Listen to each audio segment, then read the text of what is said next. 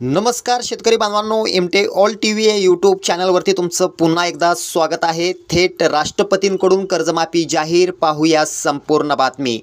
शेतीमालाचे भाव कमी होण्याचे कारण म्हणजे सरकारने घेतलेले निर्णय, सरकारचे निर्यातीचे धोरण। उदाहरणार्थ कांदा निर्यातीवर बंदी घातली, कांद्याचे दर पडल्याने कांदा उत्पादक शेतकरी कर्जबाजारी झाला।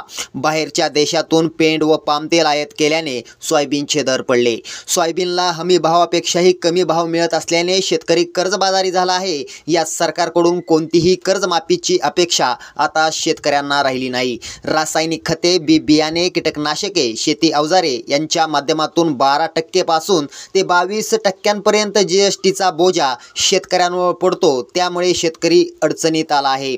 शेतकऱ्यांना कर्जमाफी मिळावी यासाठी स्वाभिमानी शेतकरी संघटनेने थेट राष्ट्रपतींना पत्र लिहिलं असून शेतकऱ्यांची सरसकट कर्जमाफी करावी अशी विनंती राजू शेट्टी यांच्या स्वाभिमानी शेतकरी संघटनेने केली आहे। यामुळे राष्ट्रपती काय निर्णय घेणार हे देखील या ठिकाणी पाहावं लागणार आहे। राष्ट्रपती शेतकऱ्यांची कर्जमाफी करणार का, हा देखील आता या ठिकाणी सवाल उपस्थित झाला आहे। कारण या सरकारवरती विश्वास राहिला नाही, त्यामुळे थेट राष्ट्रपतींना या ठिकाणी पत्र पाठवण्यात आल्याचं या ठिकाणी समजतंय। तुम्हाला याबद्दल काय वाटतंय आम्हाला नक्की कळवा। हा व्हिडिओ आवडला तर शेअर करा।